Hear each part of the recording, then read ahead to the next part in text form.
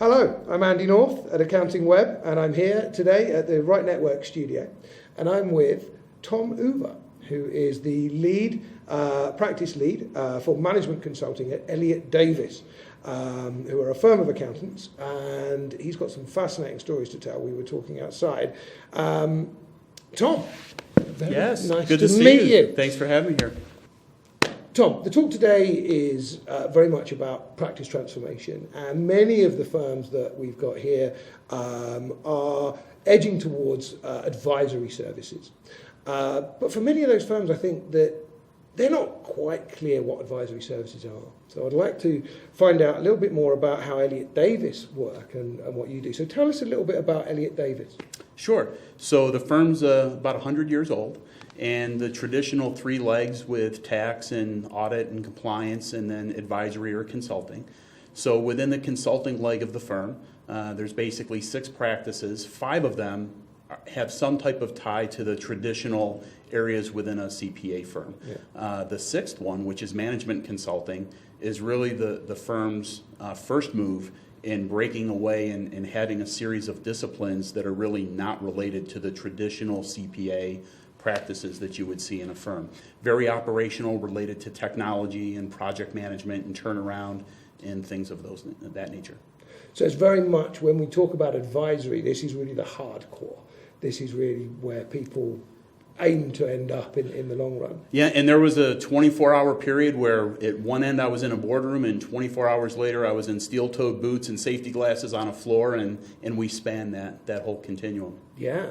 So just give us a little flavour of how Elliott Davis got here. Why did you pick this kind of model? So I got a call from our CEO about 2 years ago. This is while you were working in... I was in industry, so yeah. I was in industry for 30 years. Had never done professional services. The last half of that in senior level roles, CIO, head of operations and business optimization, things of that nature in a couple different industries, aerospace, defense, intelligence, and supply chain. So I get a call from Elliott Davis CEO, Rick Davis, and said, hey, heard about your background, doing some interesting things. As a firm, there's some things that we've been trying to do for a few years now, and we just haven't been able to move the needle. Would you be interested in having a conversation to explore that? So we met up, Rick Davis and the head of our consulting overall practice, Charles Duke. The 3 of us sat down, and we hit it off pretty fast. And basically, I had described my thinking around what that type of an advisory service could be, with 6 very specific disciplines around strategy and business optimization, project management, technology advisory, mergers, acquisitions, and turnaround. And out of the hundreds of disciplines, management disciplines out there, as we were talking, our CEO, he starts chuckling and laughing. I'm like, all right, I just blew this. What happened? And he said, out of all of those disciplines, these are the spaces that we've been trying to get into. Right? These are problems that our clients have. They are big enough to have these problems. They are not big enough to be able to bring people of our caliber on a full-time basis and solve them, but they can partner with us and have fractions of us to help solve those problems, and that's how it evolved. So 18 months ago, these capabilities didn't exist at the firm. Right. And now we've got a really strong team. We're still looking to add more in our different offices, and we're seeing the demand. Right. So you head up this team. Now, I have to share with you, Tom and I were chatting outside, and I was working out the questions that I was going to ask. But while we were talking, we were beset by probably half a dozen of Tom's fans that he met yesterday. And they were absolutely enthused. You could tell there was an absolute passion. He'd completely inspired them. So rather than me asking lots of prescriptive questions, Tom, I just want you to explain what exactly does this look like? Because our readers and our viewers want to know, what does advisory really encompass? And for you, it's a fascinating story. So please just... No, sure. And yesterday was an interesting day. So this is my first time at the conference. Joe invited me out. We did a webinar series back in the spring, and I know there were several hundred people that had attended. But the focus of yesterday, we did 2 rather long sessions. One was around business strategy and business optimization, right? What is that? So basically, how do we take a client or a prospect and get them to think about their business in form of a playbook, all the different functions that they have to worry about, whether it's HR or finance or delivering a product or sales, And how do we build that out into something that's very easy to understand, very lightweight, low maintenance, but highly effective in a 3-year roadmap? And then along with that, we talk about optimization, which if you're familiar with Six Sigma, or even if you're not, it's about taking any process and identifying the things that are wasteful, eliminating those things, and focusing on the things that bring true value. Right. So that was session number 1. And the interesting thing was a lot of folks had never been exposed to that. Session number 2 was around project management, execution, and delivery. And we view project execution, it's the delivery arm of strategy. So strategy, here's the roadmap of what we want to do. And they'll say, hey, Tom, that's great, that's fascinating, now what? Well, the project management piece is the execution arm of that. So how do we deliver? And what we find is people are typically good at one or the other, but not both. So our challenge to the group was don't be an or player, be an and player. We want to get you good at both of those things.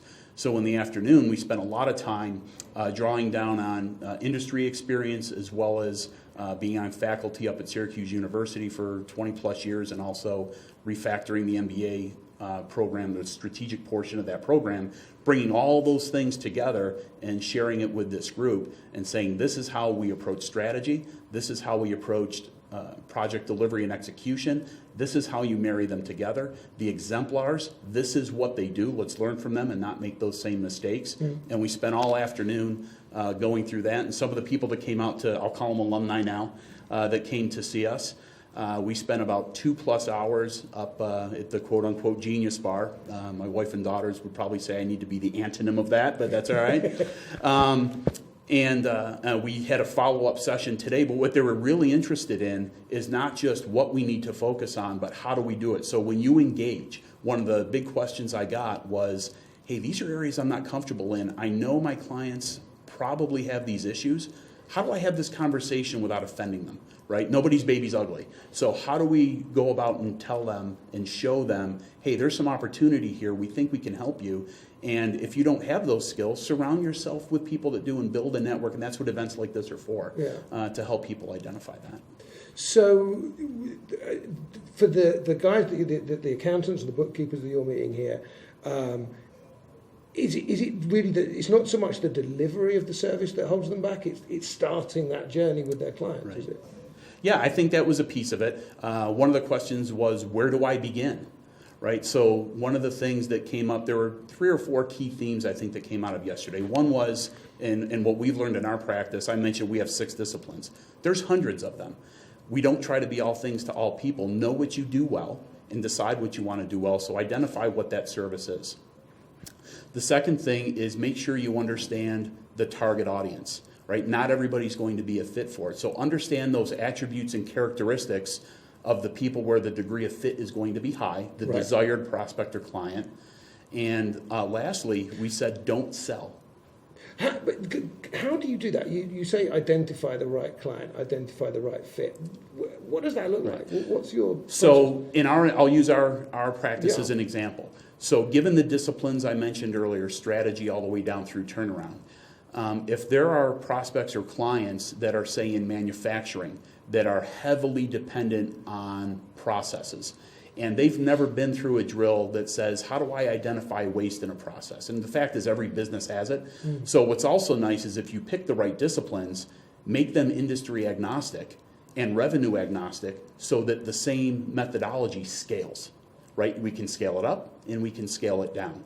So once you decide what those disciplines of yours are, now you can sit back and say, all right, out of the prospect base that I'm looking at or the client base that I'm looking at, which ones are likely to have a higher degree of fit? So with business optimization, as we look across the prospect and client base, what are those targets, I'll say, that will have a higher propensity to want to optimize things that they currently have, or might be in spots where there's a good shot that what they're doing now, it worked great 10 years ago, it's not the right way to do it today, right? So some of it is trying to take those disciplines and figure out, and it's knowing your client, and quite honestly, the other thing, and we talked about this came up several times yesterday, ask.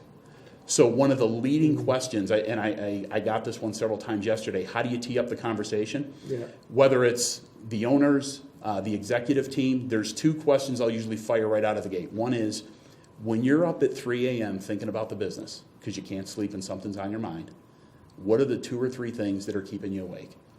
And the other one was, if you've been down to Disney, if I had the pixie dust and I could sprinkle that around, what are the 2 or 3 things that I would fix?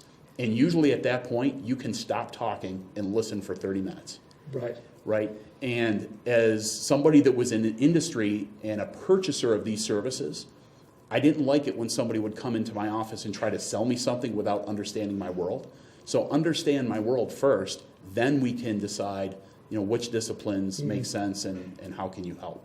So for a traditional firm that is primarily doing compliance type work for a small business client, are you saying that it requires a level of innate understanding of the business that you already have from doing that work, or is there a process that you could go through with a brand new client? I think so. Let's take the first example. So with somebody that's existing, the good news is we probably already have a lot of intelligence about that firm, right? We see the financials. So what I was trying to explain to the group yesterday is often we'll see symptoms, not causes, right? The symptom may be, hey, revenues are declining over the last few years. We're seeing erosion of margin.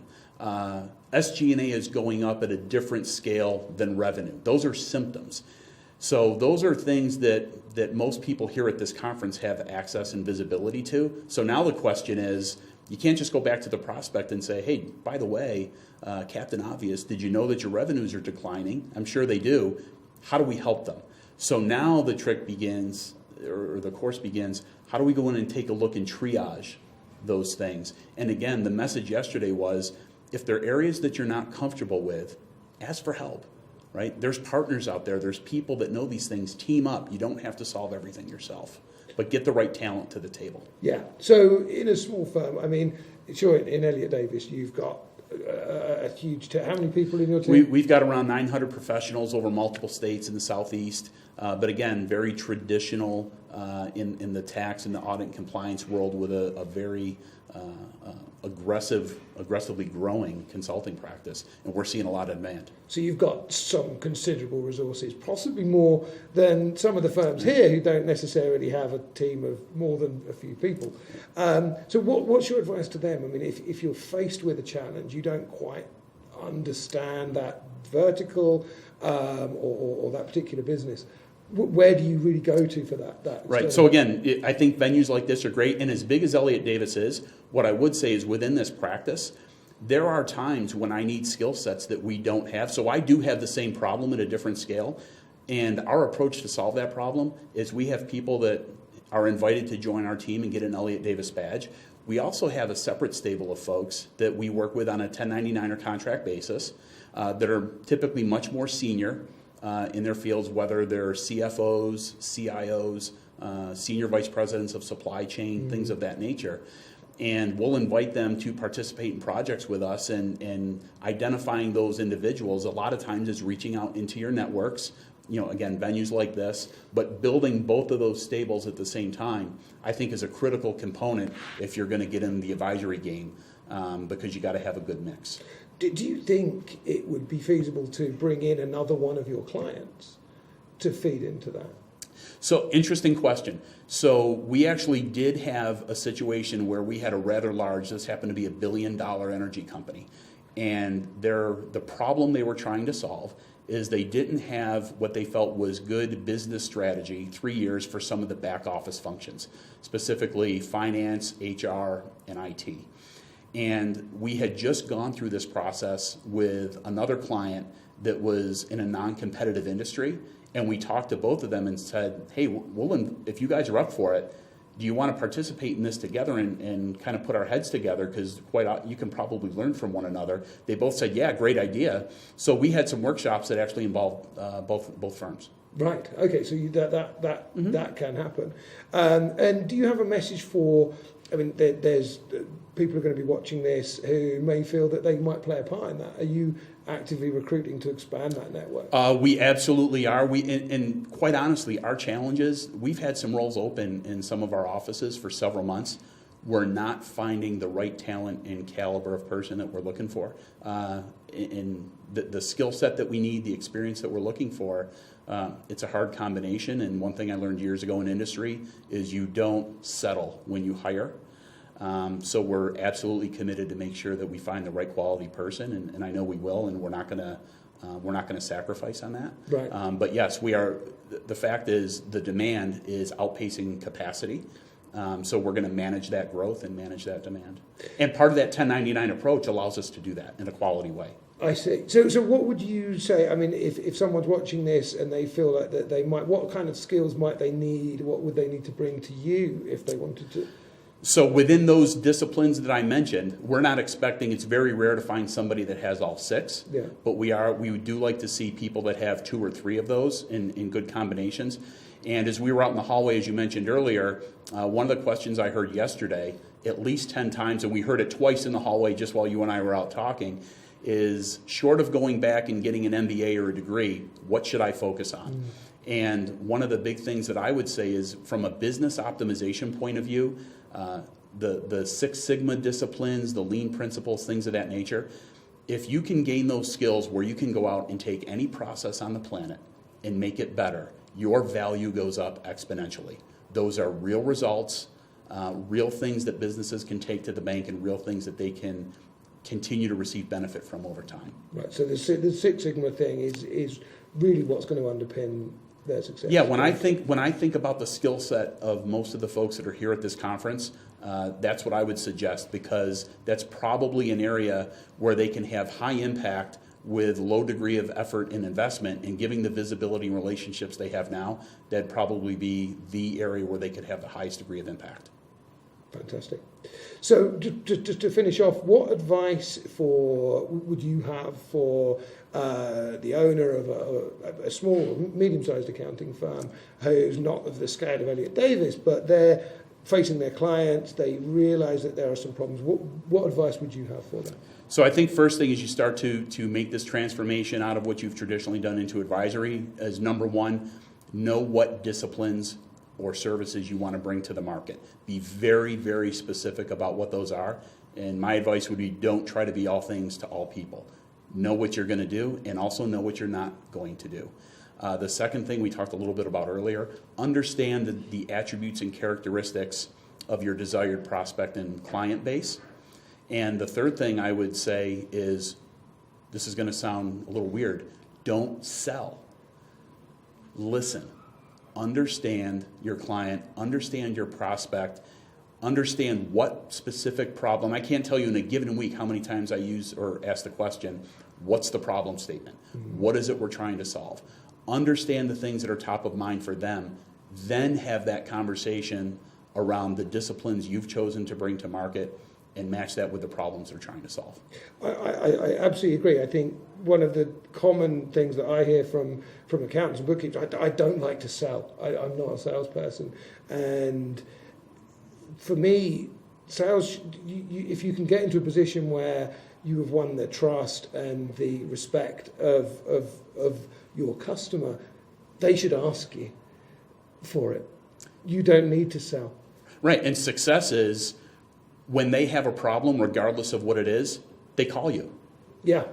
Right? Doesn't matter what the problem is. Then you know you're there. That's when. And if you can help them, great. And if you can't, tell them you can't, but you'll work with them to figure it out. And there's a tremendous amount of appreciation for that. Yeah, I think working collaboratively. Tom, it's been an absolute pleasure listening to you. Thank you. Oh my God, I'm glad to be here. So your fans outside will probably be beating down the door at any minute, and I kid you not about that. I've been Andy North from AccountingWEB at the Right Network studio. Thanks for joining us.